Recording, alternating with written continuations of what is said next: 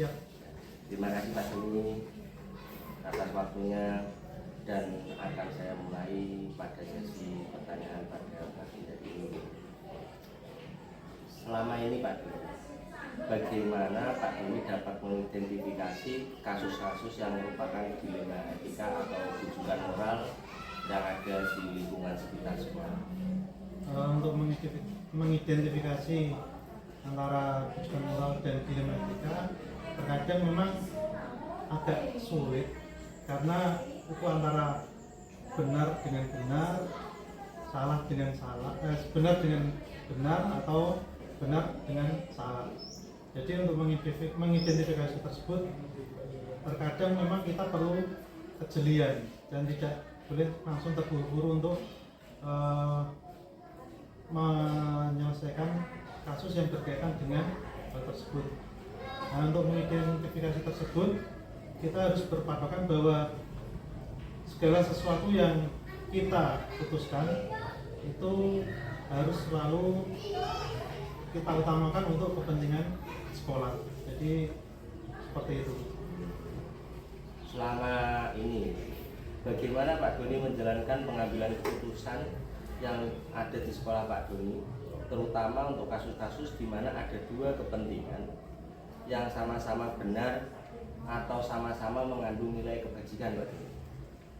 Nah, itu memang terkadang kita dilema. Jadi suatu hal benar, satu hal juga benar, tapi terkadang kita sebagai pimpinan harus melihat situasi. Kalau memang kita membutuhkan waktu yang harus saat itu diselesaikan, maka saat itu juga saya harus memilih salah satu pilihan yang terbaik untuk sekolah. Tapi kalau waktunya bisa kita bicarakan dengan Dewan Guru, maka kita rapatkan dulu dengan Dewan Guru sehingga kita mendapatkan suatu keputusan yang terbaik untuk sekolah dan merupakan keputusan bersama. Berarti langkah yang diambil adalah demi kepentingan sekolah ya Pak Doni, untuk keputusan yang terbaik. Langkah-langkah atau prosedur seperti apa yang biasa Pak Doni lakukan selama ini, selama mengambil keputusan? Biasanya nanti kita kumpulkan Bapak Guru, kita ajak rapat, kita diskusikan hal-hal yang perlu kita diskusikan. Nanti kita minta pendapat dari beberapa guru, kita ambil keputusan yang paling tepat dan paling disetujui oleh teman-teman guru. Jadi berdasarkan keputusan mufakat itu Pak? Iya. Hal-hal apa saja yang selama ini Pak Doni anggap efektif dalam pengambilan keputusan dan kasus-kasus dilema etika yang paling dengan anggap efektif? Untuk yang paling efektif ya tadi, jadi kita bicarakan bersama, kita rapatkan bersama sehingga kita mendapatkan satu keputusan yang tepat dan merupakan keputusan bersama. Itu yang paling efektif. Keputusan bersama. Selanjutnya Pak Doni, hal-hal apa saja yang selama ini merupakan tantangan dalam pengambilan keputusan pada kasus-kasus dilema etika?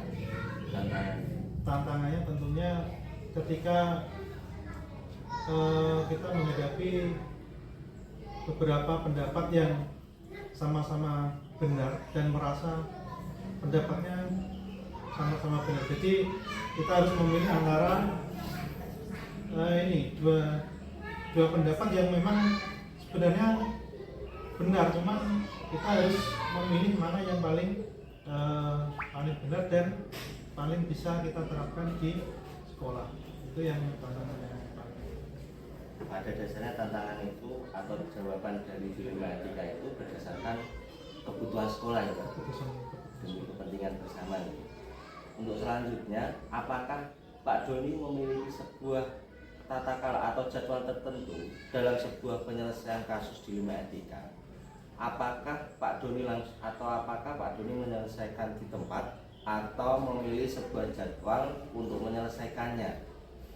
Bentuk atau prosedur bagaimana yang Pak Doni jalankan?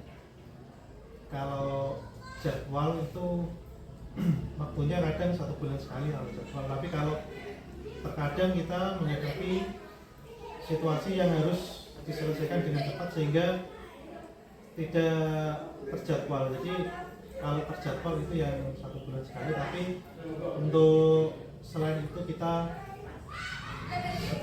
situasional, jadi tidak ada jadwal khusus.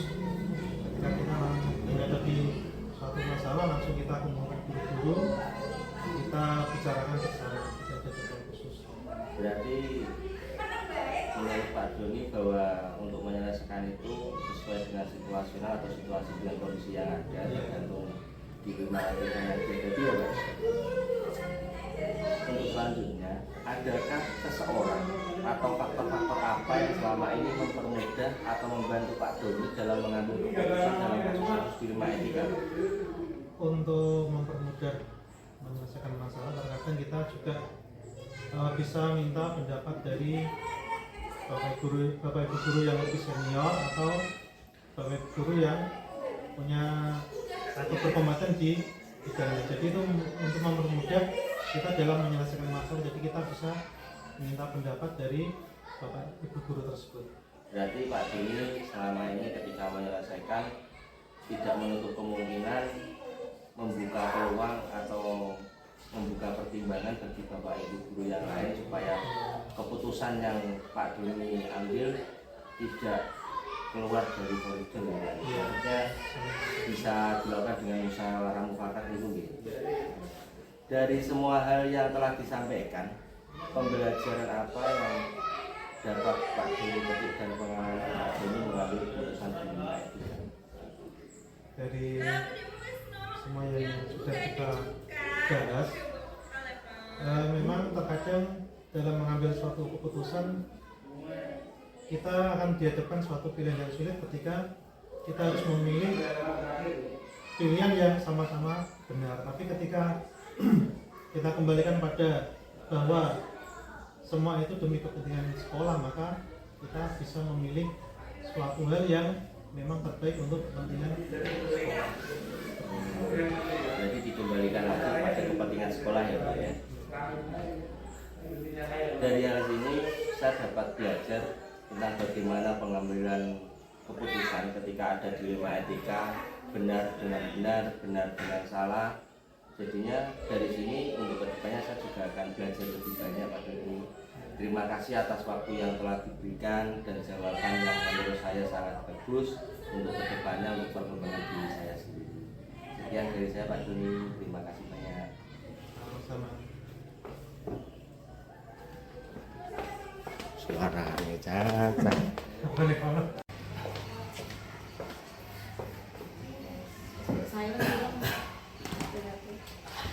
Selamat pagi Bu Dina. Selamat pagi Pak Irfan. Maaf mengganggu waktunya sebentar. Tidak apa-apa Pak Irfan. Di sini saya meminta waktunya untuk memenuhi tugas pendidikan guru penggerak angkatan 10 pada materi demonstrasi kontekstual pada modul 3.1.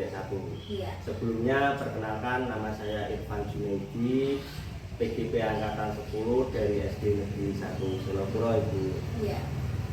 Apakah bisa saya mulai untuk pertanyaan di materi kali ini? Silakan Pak Irfan, bisa dimulai.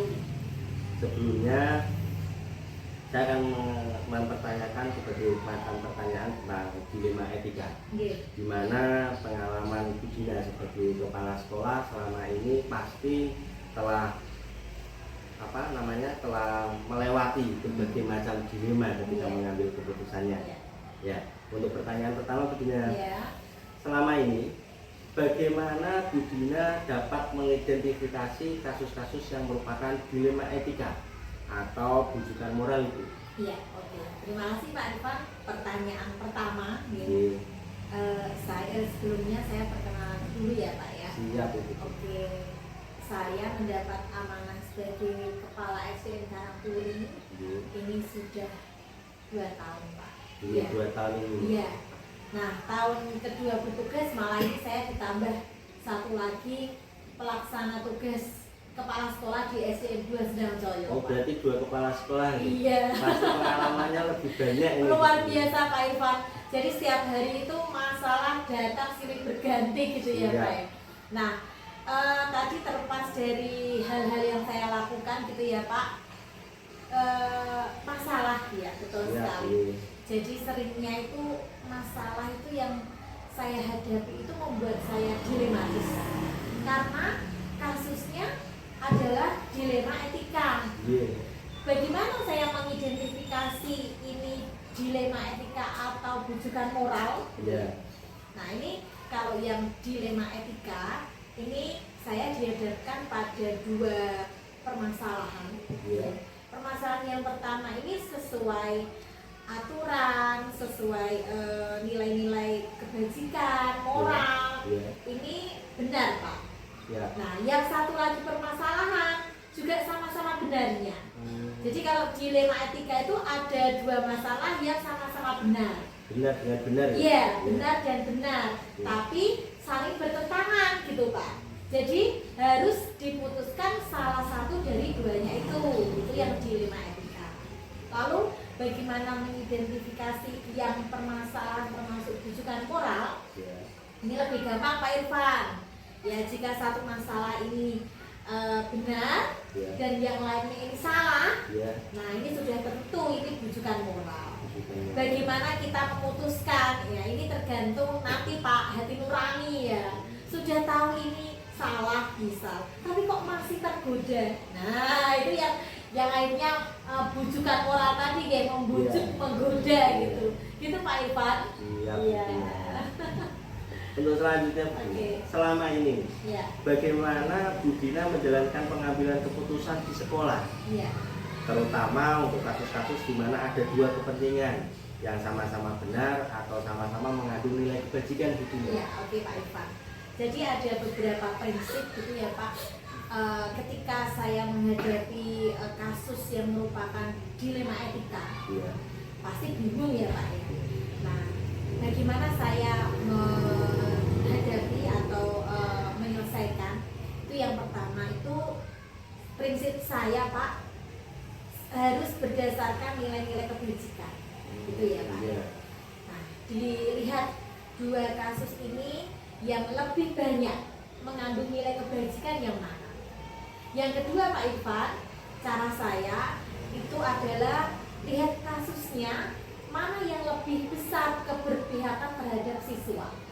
Jadi apapun masalahnya kalau kita punya pegangan kuat jangan sampai merugikan siswa, harus berdampak gitu ya. Nah insya Allah kita tidak akan bingung Pak menentukan. Yang ketiga Pak, ini keputusan yang kita ambil itu harus mengutamakan kepentingan yang lebih banyak. Nah jadi kalau saya tiga hal itu Pak yang saya pedoman ya untuk mengambil keputusan, insya Allah nanti tidak akan bingung. Nah terakhir tetap langkah saya, cara saya yaitu menyelesaikan masalah secara musyawarah. Nah ini tidak pernah saya tinggalkan Pak. Walaupun karena saya sudah punya jawaban, tetap saya lempar ke forum gitu ya. Bapak Ibu ini ada masalah seperti ini, enaknya bagaimana gitu kan. Tetap nanti keputusan di akhir kan tetap final di kepala sekolah ya Pak. Yeah. Jadi saya matchingkan dengan prinsip saya tadi dan hasil dari musyawarah. Jadi Begitu Pak Irfan. di dalam menjalankan pengambilan keputusan di sekolah Bu Dina berdasarkan asas kebersamaan sama kepentingan ya Bu. Iya. Artinya kepentingan bagaimana sekolah ini supaya bisa berjalan gitu. Iya. Ya itu. Iya. Untuk langkah-langkah atau prosedural Iya. apa yang bisa Bu Dina lakukan selama ini Oke. di dalam pengambilan keputusan? Oke Pak Irfan, tentunya kalau ada masalah itu Pak, saya tidak langsung beres menjudge gitu ya, menghakimi, wah ini yang salah kamu, ini yang salah kamu. Apalagi kalau masalah itu kita dengar hanya satu pihak saja. Iya, Sering ya Pak Irfan. iya. Jadi bagaimana biar tidak salah memutuskan? Iya. Yang pertama itu langkah saya yaitu mengidentifikasi masalah. Iya. Masalahnya datang dari mana, Iya. siapa yang terlibat, penyebabnya apa, itu saya telusuri satu-satu Pak. Tidak hanya dari satu pihak yang wadul ya, enggak. Iya. Saya Melaporkan. iya, saya cek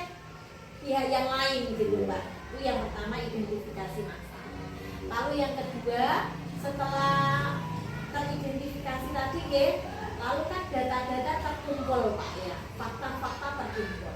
Lalu saya analisa Pak. Oh, penyebabnya seperti ini. Makanya kok dampaknya jadi seperti ini. Saya analisa. Lalu yang ketiga Pak, saya buka musyawarah dengan guru. Jadi pasti ya. Saya gimana ya Pak Irfan, tipe pemimpin yang nggak bisa semuanya itu memutuskan sendiri Pak. Saya kadang itu takut kalau keputusan saya ambil sendiri, nanti kalau ada apa-apa di tengah, kok nanti saya disalahkan sendiri. Nah kalau keputusan ini kita rembuk bersama, hasilnya apa kita laksanakan bersama, nanti kalau ada kendala di tengah-tengah kan banyak orang yang membantu ya Pak Irfan ya. Jadi saya inginnya tetap musyawarah kebersamaan gitu Pak. Berarti ketika di langkah-langkah ini dibina mengidentifikasi masalahnya terlebih dahulu, memikirkan bagaimana cara penyelesaiannya, habis itu dimusyawarahkan supaya mendapatkan hasil yang secara maksimal gitu Bina. Oh iya Pak Irfan. Untuk selanjutnya Bu Gina, Iya. hal-hal apa saja yang selama ini Bu Gina anggap efektif dalam pengambilan keputusan pada kasus-kasus di rumah itu? Oke. Nah ini saya bercerita sedikit boleh ya Pak? Oke. Jadi beberapa saat yang lalu gitu ya, saya dihadapkan pada kasus dilema, yaitu menghadiri dua acara yang bareng waktunya untuk gitu ya Pak. Iya. Yang acara pertama ini sudah saya rencanakan lebih jauh ya Pak ya, yaitu mengadakan rapat pleno Dewan Komite di SDN 2 Sendangcoyo di SD PLT saya Pak. Ya. Sudah kami susun sedemikian rupa, ternyata ada undangan susulan yaitu Ombud Deso yang dilaksanakan BPDB juga ya.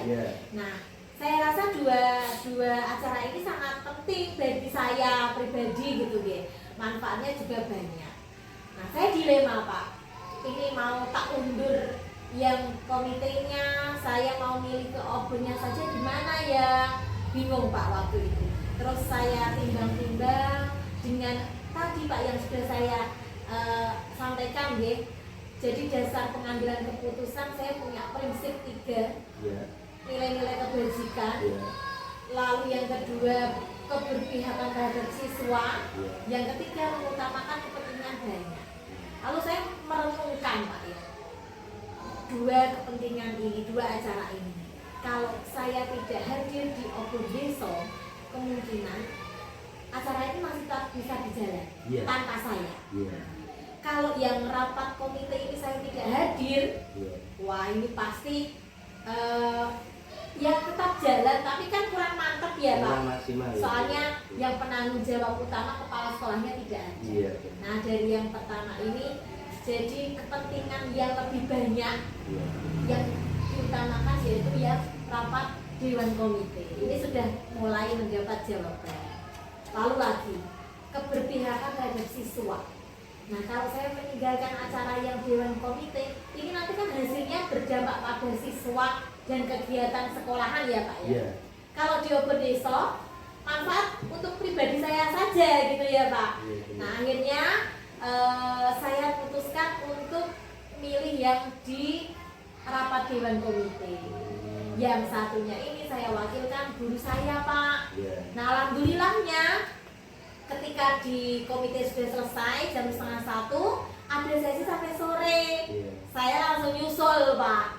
Guru saya gantikan lagi.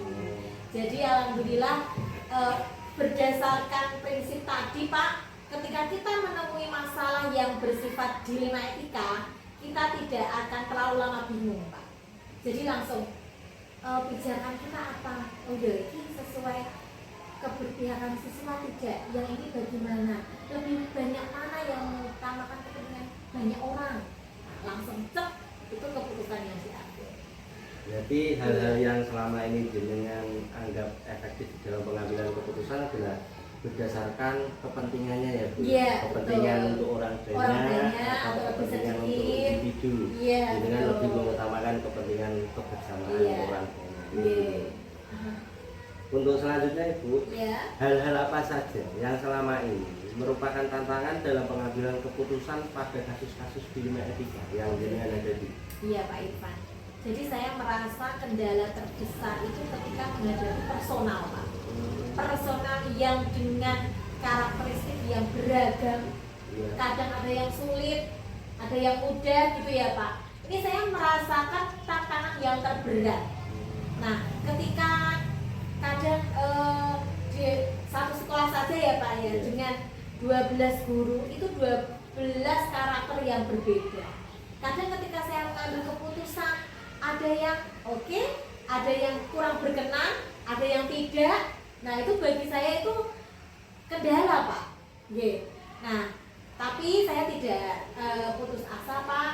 Jadi ada strategi atau seni menghadapi orang-orang tersebut gitu ya, dengan pelan-pelan gitu ya. Jadi kami ajak secara persuasif, kami beri pendekatan-pendekatan personal. Alhamdulillah juga mau gitu ya mengikuti keputusan saya, walaupun di tengah-tengah kadang juga ada berenggangnya, ada bantah-bantahnya gitu Pak Irfan. Ya, jadi kendala terbesar malah personal orang-orang yang saya ajak. Berarti dari kendala personal tersebut Iya. akhirnya Bu Dina menemukan cara-cara tersendiri untuk menyelesaikannya. Iya, Bu. akhirnya begitu ya. Untuk pertanyaan selanjutnya Ibu, Iya. apakah Bu Dina memiliki sebuah tata kala atau jadwal tertentu dalam sebuah penyelesaian kasus dilema etika? Apakah Bu Dina langsung menyelesaikan di tempat atau memiliki jadwal untuk menyelesaikannya? Bentuk serta prosedur seperti apa yang Bu Dina jalankan selama menjadi pimpinan? Iya. Kalau ada jadwal khusus ketika penyelesaian kasus tidak ada Pak. Tidak ada ya? Karena melihat sikonya dulu. Jadi kalau orang yang terlibat hanya 1-2, bisa seketika langsung diselesaikan. Tapi kalau yang terlibat ini harus melibatkan masyarakat banyak atau warga sekolah semuanya. Nah, ini kan nggak mungkin langsung saat itu juga diselesaikan ya Pak. Harus kita musyawarah dulu secara prosedural, musyawarah menentukan kapan enaknya pertemuan yang orang-orang bisa semua. Jadi ketika ada kegiatan itu efektif karena yang hadir banyak. Seperti rapat komite misalnya Pak, ada masalah di sekolah, harus mendatangkan komite, paguyuban wali murid. Pastinya saya akan membuat jadwal yang sudah kita tentukan bersama dalam musyawarah. Jadi tergantung pihak-pihak yang terlibat masalah. Kalau 1-2 langsung seketika bisa saya selesaikan. Kalau melibatkan banyak orang, tentunya kita menentukan jadwalnya terlebih dahulu. Berarti dari hal yang saya tangkap berdasarkan situasi dan kondisi ya, Betul, Bu, ya, dan Pak. siapa yang akan kita hadapi di Iya. dalam dilema etika ya, Bu. Sehingga Bu Dina tidak mempunyai jadwal khusus bagaimana cara menyikapinya yang baik itu sesuai dengan situasi kondisi yang Iya, ada. betul. Untuk selanjutnya Bu Dina, Iya. adakah seseorang atau faktor-faktor apa yang selama ini mempermudah atau membantu Bu Dina dalam pengambilan keputusan di dalam dilema etika? Pasti Pak ya, Iya. pasti. Apalagi saya termasuk kepala sekolah yang baru, jadi ketika saya kepala sekolah pun juga tidak ada pelatihan khusus gitu ya. Diklat kepala sekolah atau bagaimana tidak ada Pak. Jadi ketika setelah mendapat tugas ya langsung dilepas begitu saja. Kami belajar sambil melaksanakan gitu ya. Nah, di dalam proses ini pasti Pak, yang namanya kepala sekolah baru itu kan pengalamannya kan belum ya Pak ya, dibanding kepala sekolah senior. Jadi yang pertama itu saya selalu kalau apa-apa minta pertimbangan, arahan, bimbingan itu kepada ibu pengawas sekolah. Itu pihak yang selalu saya libatkan ketika saya menemui masalah dan saya bingung untuk memecahkan kepada beliau, saya minta petunjuk gitu Pak. Nah, itu yang kedua, ini ada Pak, yaitu guru senior saya, guru senior yang lebih lama di SDN Karangturi, jadi yang lebih paham Sikon SD Karangturi sebelum-sebelumnya sebelum saya kesini. Jadi ketika memutuskan tidak terus apa Pak gegabah gitu ya, kita harus mempertimbangkan hal-hal yang lain pula gitu ya. Kebiasaan-kebiasaan yang lalu bagaimana itu juga harus kita jadikan pertimbangan juga Pak. Jadi guru kader, guru pengawas dan guru senior saya ini dua personal yang selalu saya libatkan ketika saya menemukan masalah dan harus bagaimana menyelesaikan. Berarti saya dari sini saya tangkap bahwa memang manusia tidak lepas dari makhluk sosial. Iya, betul. Ketika pengambilan keputusan juga memakai perasaan bagaimana supaya keputusan itu tidak melukai orang banyak, sehingga Bu Dina mungkin membutuhkan guru senior ketika mengambil keputusan supaya keputusan yang diambil menjadi sangat tepat ya Bu Dina. Betul. Dari semua hal yang telah Bu Dina sampaikan, pembelajaran apa yang dapat Bu Dina petik dari pengalaman Bu Dina mengambil keputusan dilema etika selama ini? Oke. Pak Irfan, kebetulan saya ketika dulu awal memimpin itu saya juga sedang melaksanakan pelatihan seperti Pak Irfan ini, mengikuti pelatihan CGP. Jadi materi-materi di CGP itu sangat penting sekali Pak. Kalau saya istilahkan nyantem gitu ya, banyak hal-hal yang ketika kita terapkan dalam kehidupan sehari-hari banyak sekali kontribusinya. Nah, jadi pelajaran banyak sekali saya dapatkan dari materi-materi CGP, termasuk salah satunya pengambilan keputusan bagaimana yang dapat tidak merugikan berbagai pihak ya Pak. Nah, terutama ketika kita penyelesaian kasus dilema etika, itu pelajaran yang dapat saya petik gitu ya Pak secara pribadi. Memang betul kalau semua dasar pengambilan keputusan satu didasarkan pada keberpihakan terhadap siswa, tidak mungkin kita mengambil keputusan yang salah. Pasti kebermanfaatan yang diperoleh siswa juga manfaat juga untuk guru-guru dan semua warga sekolah lainnya. Yang kedua, dasar pengambilan keputusan yaitu utamakanlah kepentingan yang lebih baik daripada kepentingan pribadi. Lalu yang ketiga Pak, tidak boleh bertentangan dengan nilai-nilai kebajikan yang kita yakini ya. Jadi itu dasar Pak. Ketika kita ada sesuatu hal yang menggoda gitu kan, banyak ya Pak di dunia ini deh. Nah akhirnya kita akan kekeh gitu Pak. Tidak mungkin kita melanggar nilai-nilai kebajikan yang sudah kita yakini karena kita sudah berpegang teguh gitu. Akhirnya selamat terhadap godaan-godaan tadi. Dan selanjutnya kalau sudah keputusan kita ambil harus dilaksanakan dengan penuh tanggung jawab. 4 dasar itu Pak yang memberikan saya pelajaran yang sangat berharga dalam pengambilan keputusan di sekolah. Terima kasih Bu Dina. Iya Pak Irfan. Atas waktu yang telah diberikan selama kita berbincang-bincang di pagi hari ini. Dari hasil saya berbincang dengan Bu Dina, wawancara Bu Dina, saya bisa memetik bahwa pengambilan keputusan yang Bu Dina ambil adalah memperhatikan kepentingan bersama, serta masih membutuhkan atau kita harus selalu membutuhkan pendapat orang lain di dalam pengambilan keputusan yang notabene mempunyai dampak kepada orang banyak, termasuk siswa juga, serta memperhatikan nilai-nilai kebajikan tersebut. Terima kasih Bu Dina dari hasil wawancara tersebut. Semoga bisa menjadi pengembangan diri saya pribadi, untuk mengembangkan diri saya supaya bisa menjadi lebih baik ke depannya. Dan kepelatihan ini saya juga berterima kasih atas waktu yang telah diberikan Bu Dina. Saya minta supportnya supaya kedepannya saya menjadi lebih baik. Apabila mungkin seperti yang Bu Dina sampaikan, suatu hari nanti ketika saya mengalami dilema etika, berkenan kiranya Bu Dina untuk membantu mengambil keputusan terhadap dilema etika yang suatu hari nanti menghadapi saya. Kita saling belajar saja ya Pak nanti ya Pak.